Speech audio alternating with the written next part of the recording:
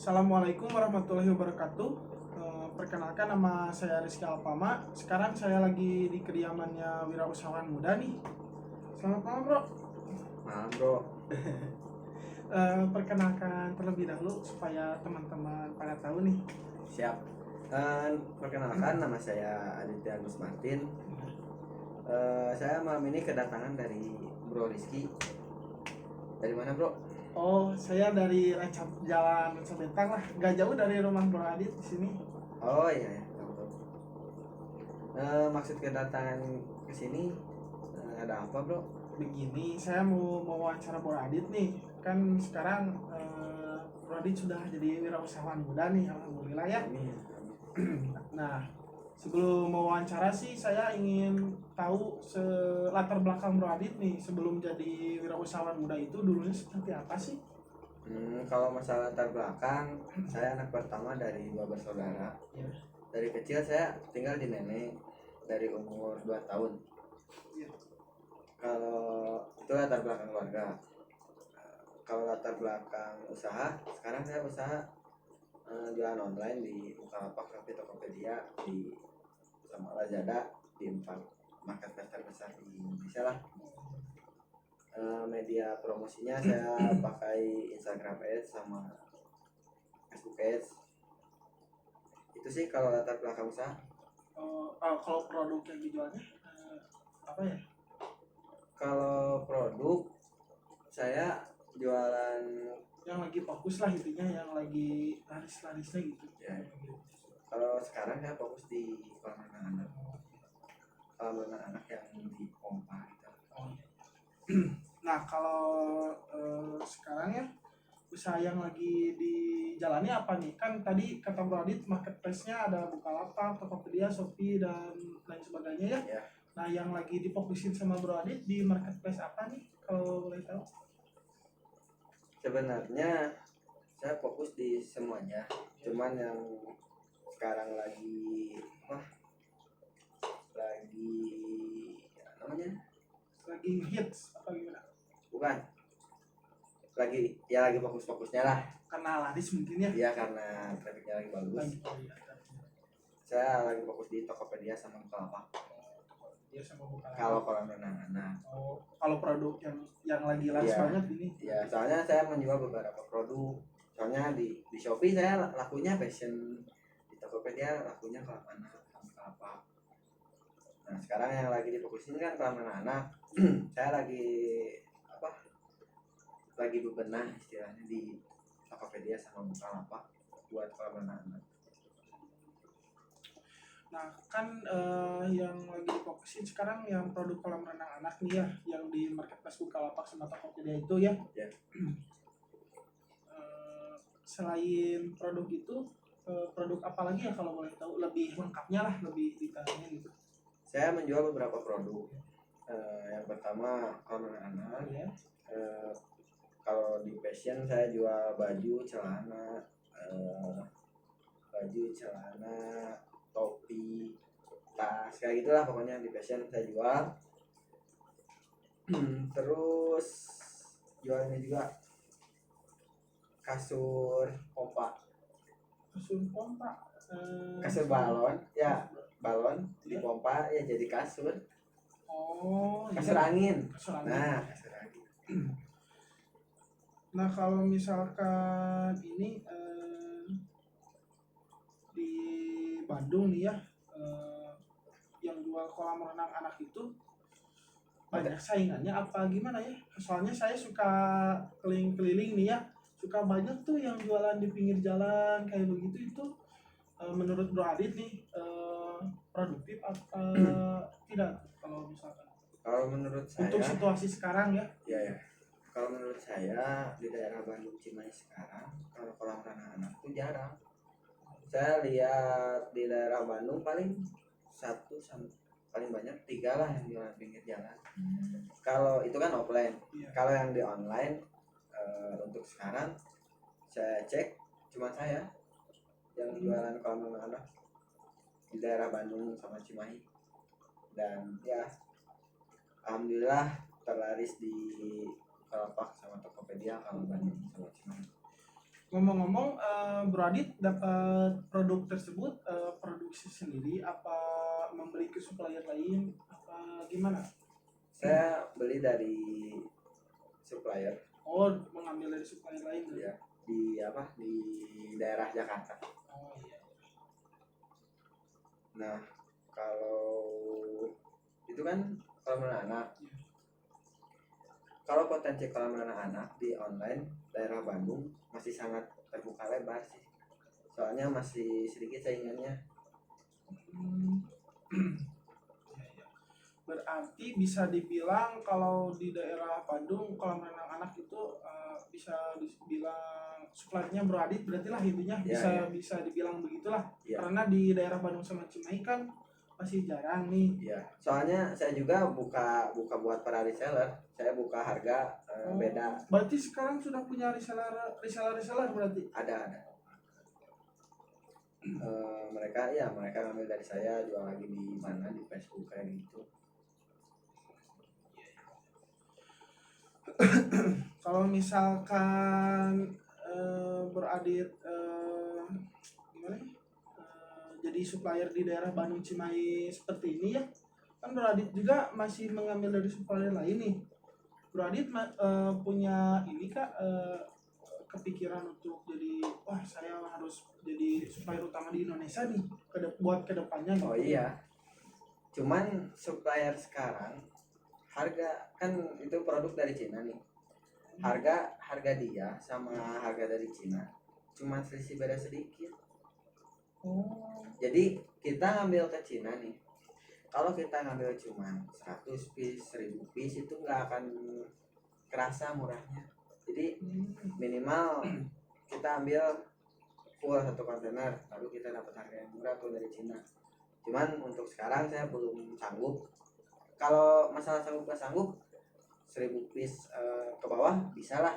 Cuman harganya nggak beda jauh, ya mending yang dekat aja sih kalau sekarang gitu. Berarti diperhitungkan sama ongkirnya juga berarti ya bro. Iya.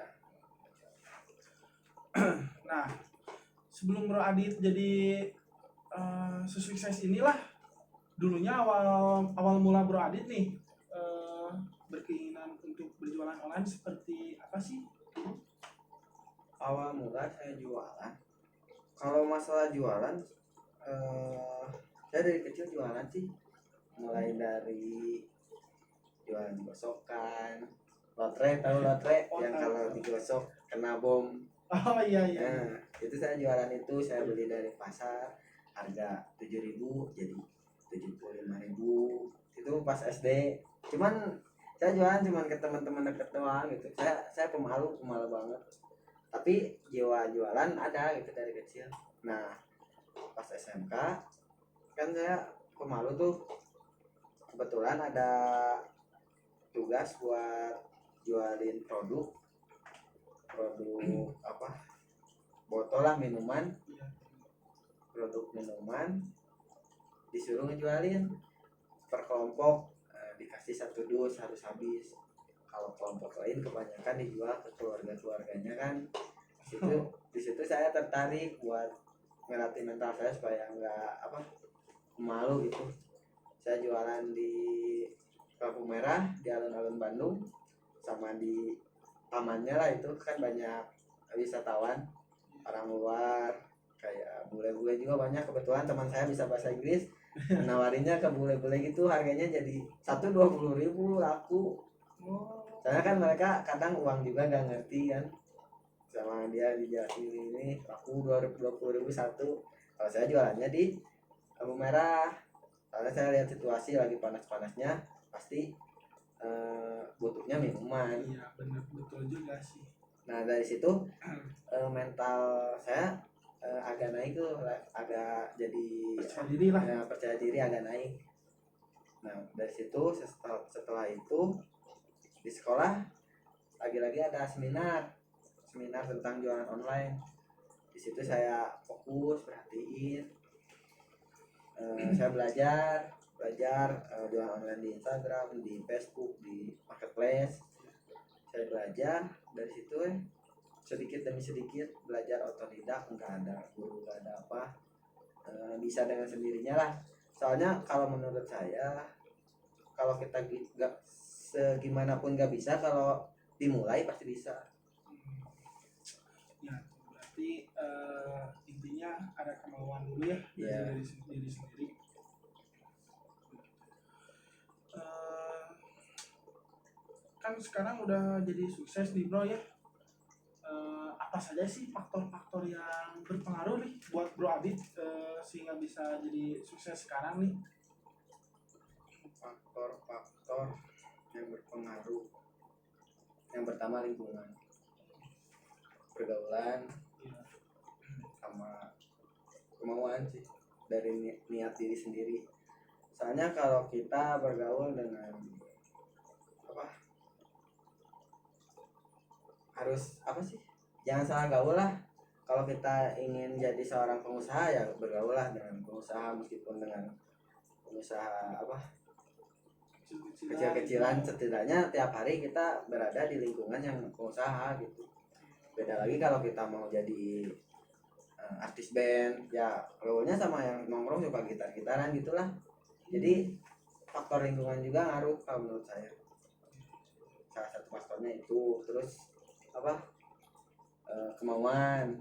Jadi jangan mager-mageran lah untuk para pemuda-pemuda sekarang. tuh dengar ya. Meskipun saya juga sering mager-mageran. Itu faktor-faktornya. Kalau misalkan dari itu kan bisa disebut faktor internal ya. Kalau faktor eksternalnya misalkan dari dukungan keluarga atau dukungan teman-teman dari Bro Adit nih, pasti kan ada kan ya yang support nih buat Bro Adit jadi pengusaha, jadi sukses ini gitu bro. Kalau saya faktor eksternal malahan nggak ada. Ibu saya nyuruh saya jadi tentara, nenek saya sama, bapak saya apalagi karena dia tentara. Tapi jiwa saya dagang.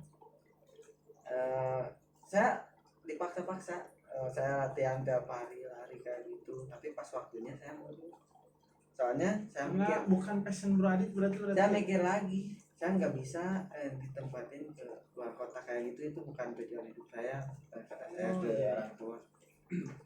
Di situ kan saya udah punya pendirian tuh. Itu bukan tujuan saya. Tujuan saya ingin hidup bebas, ingin nggak ada kekangan di apa, di suatu pekerjaan. Jadi saya ingin bekerja sesuai dengan passion saya.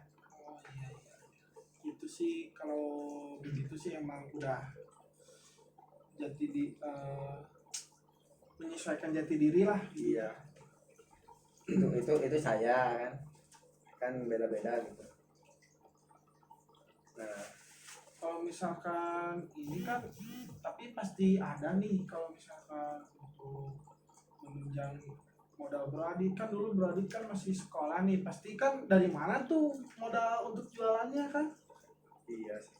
Jadi salah satu faktor eksternal nih, tentu dari pribadi dulu. Jadi sering-sering ikut seminar, sering-sering ikut apa ya, acara tentang wirausaha gitu, gimana caranya, sering gaul sama pengusaha, salah satunya itu. Terus kalau masalah modal kayak gitu, kita kan dulu SMK tuh Iya.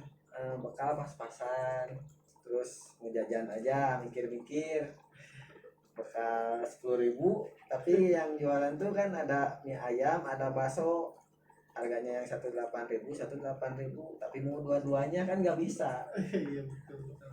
Ya saya dari situ mikir, saya harus nyari apa, penghasilan tambahan. Saya harus mencari penghasilan tambahan, karena ya kalau ngandelin dari orang tua ya segitu adanya. Soalnya saya termasuk orang yang disuruh mikir, nggak dimanja. Dari situ saya mikir, saya mulai ikut-ikut seminar cara jualan kayak gimana gitu.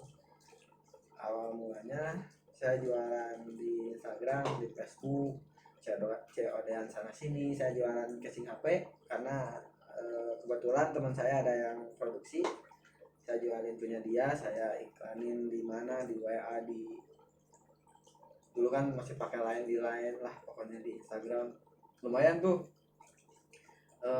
Dari situ saya fokus di Instagram lumayan. Media promosinya saya ngambil artis-artis lokal buat promosiin. Nah di situ kalau nggak salah penghasilan seminggu bisa nyampe 300 sampai 500 ribu bersihnya. Kan 500 dibagi 7 juga lumayan, adalah buat jajan-jajan lewat. Dari situ makin semangat. Saya mulai belajar di bisnis marketplace, salah satunya metode dropship. Jadi jual barang dari Tokopedia saya jual di Bukalapak, barang dari Bukalapak saya jual di Tokopedia. Dari situlah mulai agak naik tuh kelasnya. Tapi pada saat uang terkumpul, kan apa sih, ego lah. Iya. Zaman sekolah ego, saya mau beli ini beli itu, akhirnya uang bisa berapa, bisa 3 juta saya beli laptop. Soalnya saya nggak ada laptop buat jualan kan, kalau ada makin enak tuh. Saya mikirnya langsung ke situ aja, nggak mikir nanti modal gimana. Sesudah ada laptop saya ngahuleng, gimana ini teh modalnya. Sedangkan ada yang order dropship banyak tuh kan, kalau dropship harus order dulu ke supplier lalu dikirim kan, harus pakai modal dulu. Di situ saya bingung, akhirnya pinjam lah ke keluarga. Cuman keluarga juga nggak ngasih karena nggak percaya buat apa pinjam sampai 1 juta. Saya pinjam 1 juta, ya anak sekolah pinjam 1 juta buat apa di sana. Saya jelasin tapi mereka nggak ngerti, kamu jualan apa, mana barangnya. Saya dijelasin mereka nggak ngerti, sampai saya mohon juga nggak dikasih. Nah udah beberapa hari lah baru dikasih. Cuman itu juga diancam-ancam, awas kalau uangnya hilang kemana. Oh, benar buat usaha, iya benar. Saya jelasin gini, mereka percaya. Seminggu saya bisa balikin. Dari situ saya mulai belajar dari kesalahan. Nggak seenaknya pakai uang, karena harus ada planning kedepannya buat scale up bisnis dan lain-lain. Alhamdulillah sampai sekarang lah bisa berjalan bisnisnya. Berarti yang dulunya dari jualan minuman di lampu merah, terus Iya. memulai bisnis, memulai dropship karena udah ikut seminar-seminar kayak gitu. Terus sekarang udah bisa jadi supplier lah, intinya ya bisa disebut jadi supplier di daerah Bandung sama Cimahi nih. Oh iya, iya. Nah, selama proses tersebut bisa dibilang masa sulit Bro Adit lah, di pada saat kapan masa tersulitnya? Masa tersulit saya yang pertama yaitu yang salah ambil langkah. Jadi pas ada uang malah dibeliin laptop, jadi kan bingung tuh kemana ya. Buat Akhirnya modalnya gitu ya? ya buat modal itu pertama. Terus yang kedua saya dapat orderan banyak, modal gak ada lagi modal. Makanya harus pintar ngatur uang tuh gitu. Soalnya dalam bisnis gak tahu peluang kapan datangnya. Saya dapat orderan banyak, sedangkan modal gak ada. Dari di situ saya butuh modal tuh sekitar 10 juta lah. Saya belum nyampe uang segitu. Itu karena ada pembelian masuk atau gimana? Iya, ada orderan masuk dari Semarang. Sedang ada event ulang tahun Paskibra kalau nggak salah. Itu buat baju panitia. Kalau nggak salah sampai beratus-ratus piece. Pokoknya total sampai 10 juta. Tapi saya harus produksi, harus bikin desain sendiri karena mereka request desainnya, nggak ngambil dari desain yang udah ada. Di situ saya nggak mikir dulu, oh ini terima nggak ya, saya langsung oke, siap, saya terima. Jadi saya ngandelin keberanian dulu, saya ambil orderannya, sedangkan saya nggak punya modal, nggak punya uang, nggak punya apa. saya pinjam sana sini ternyata nggak ada yang ngasih, soalnya emang lagi nggak ada juga kayaknya. Saya ke teman nggak ada, saya ke keluarga nggak ada. Akhirnya saya bertemu sama orang konveksi, dia dengan baik hati menerima orderan tersebut, tapi uangnya cuma masuk 25%, dia ngerjain semuanya. Kalau nggak ada, ya mungkin dia salah satu penyelamat dalam bisnis saya, salah satu tokoh bersejarah dalam hidup saya. Berawal dari dia lah. Nah waktu itu Bro Adit gak ada modal, terus kebetulan dia mau menerima, Iya. bahkan sampai gak mengeluarkan modal sedikit pun itu Bro Adit. Iya, soalnya saya cuma nerima 25% dari yang belinya. Nah ketika barang udah beres diproduksi, baru saya video tuh, beres nih barangnya tinggal kirim, baru mereka berani transfer full. Itu kalau masa tersulit sih. Berarti emang kalau di jualan ya faktor modal juga penting ya berarti ya, karena tidak tahu misalkan orderan kapan datangnya. Iya, dan faktor modal penting, cuman yang lebih penting lagi kemauan. Soalnya meskipun nggak ada modal, kalau kita bisa berpikir jernih, bisa melihat peluang sana sini, insya Allah bisa ada jalan keluarnya. Iya. Seperti tadi kan contohnya. Iya. Nah kalau misalkan itu kan lagi saat terpuruknya nih. Nah kalau boleh tahu ini mah puncak kesuksesan Bro Adit nih, ya lagi rame-ramenya gitulah. Oh, rame-ramenya orderan. Iya. Pada saat bulan Ramadan.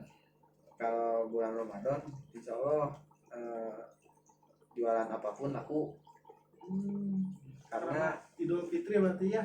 Iya sih, gak tahu ya, pokoknya kalau bulan puasa mau jualan apa juga suka laku sih. Soalnya emang trafficnya penjualan itu bulan puasa, traffic lagi bagus-bagusnya.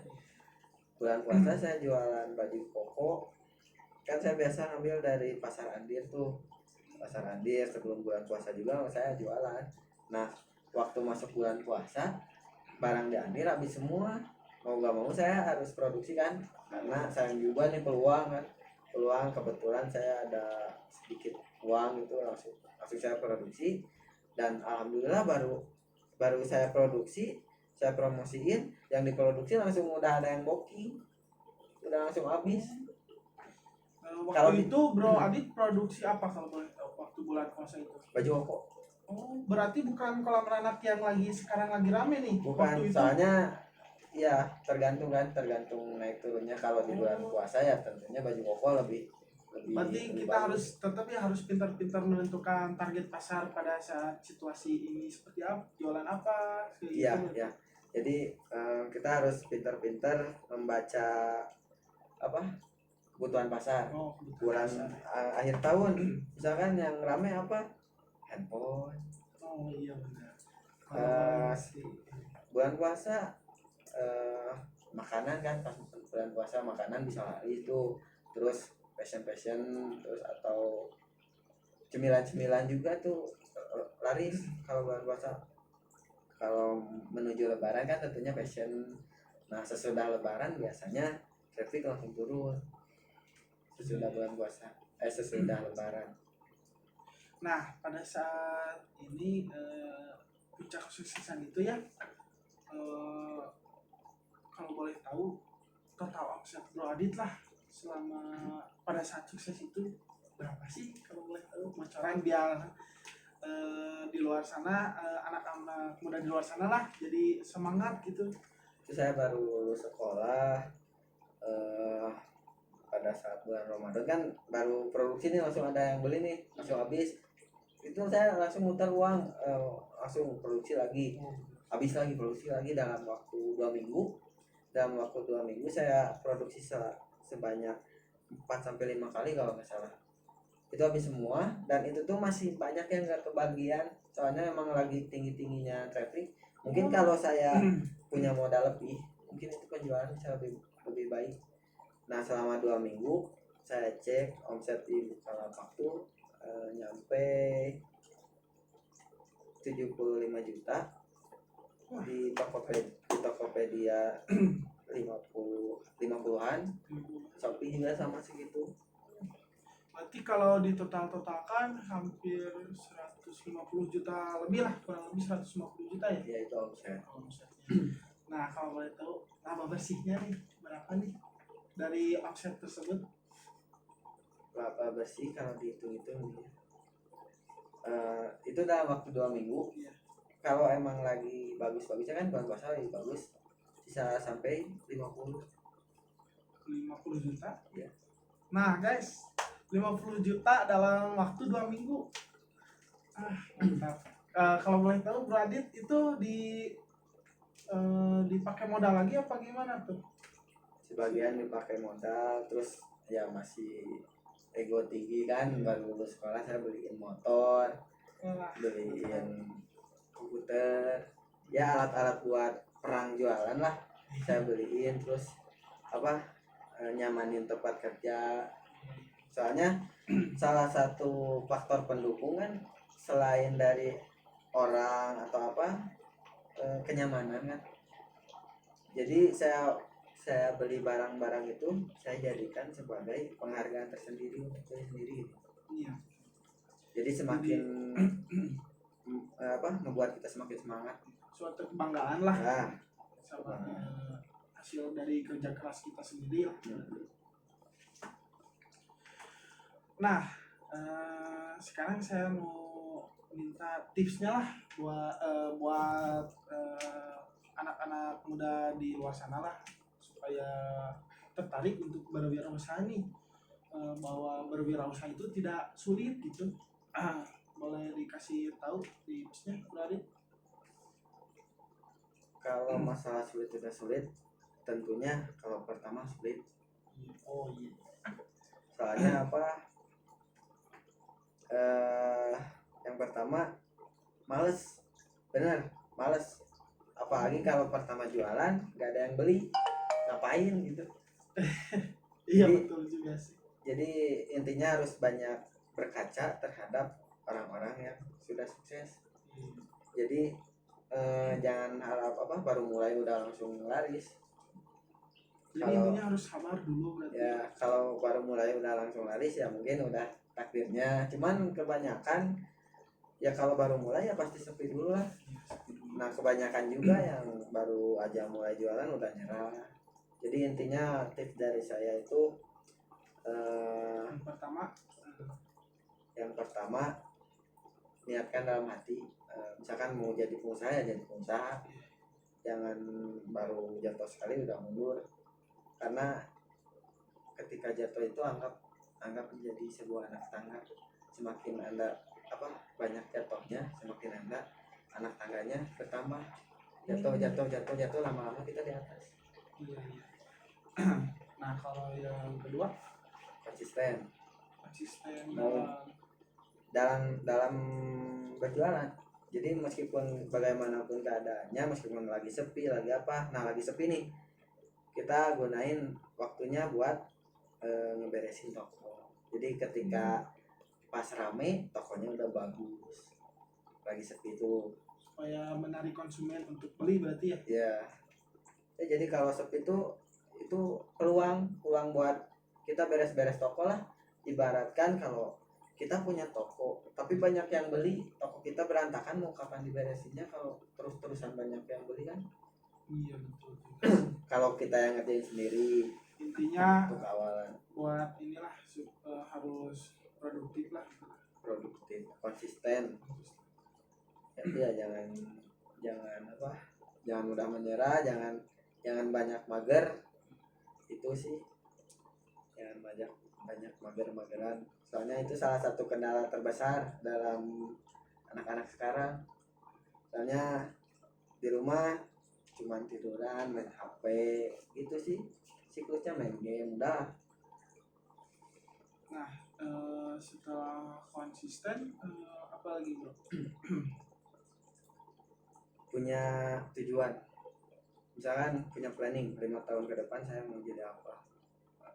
Ya mungkin sekarang masih sekolah, masih yang penting mikirin tugas beres, tapi nggak mikir ke depannya gimana gitu. eh Banyak-banyak berkaca lah sama yang udah lebih berpengalaman.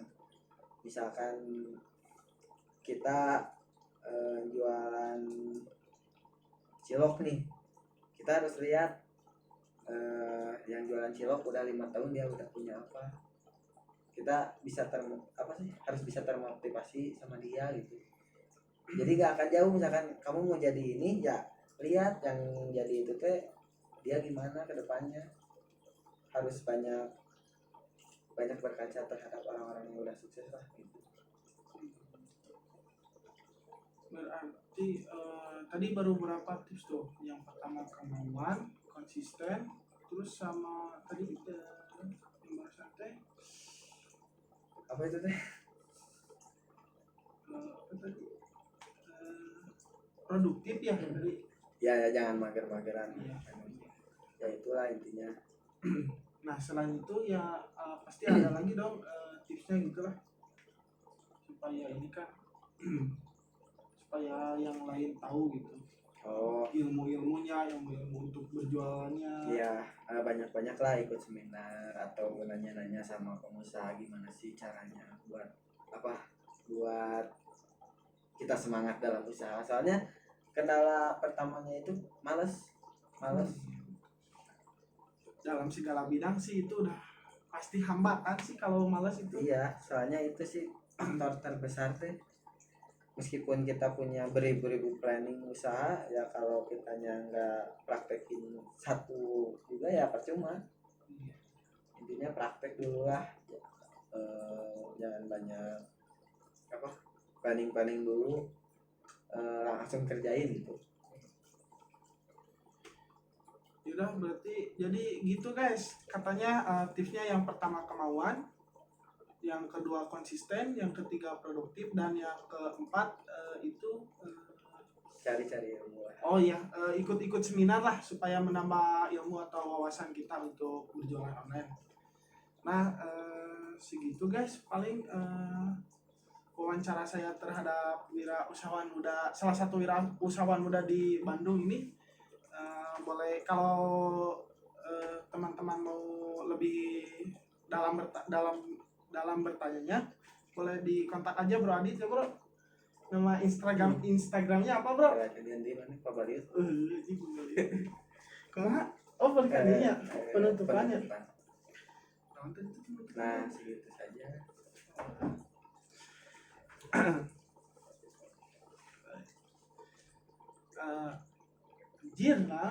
segitu saja. Nah segitu saja wawancara saya bersama wawancara saya terhadap nah segitu saja wawancara saya terhadap wirausahawan muda Bro Adit ini ya. Jadi pada intinya kita harus jadi kadinya pada intinya kalau tong lau ka urang Ya kan tadi teh mana ngejelaskan Segitu pertama saja. iya eta Kan tadi geus. jadian deui eta kok balik di dinya. Geus da penutup didinya. Oh, geus. Tinggal penutupan. Urang kan jelaskeun deui. Tadi mah. Nah, ini. Nah, segitu saja wawancara saya terhadap ini wirausahawan muda nih. Amin. Aji jelaskan deh gitu. Tadi mah. Dijelaskan naon? Nah, jadi intinya yang pertama Oh, eta. tadi mah udah halus aja jelaskan teh. Nah, dia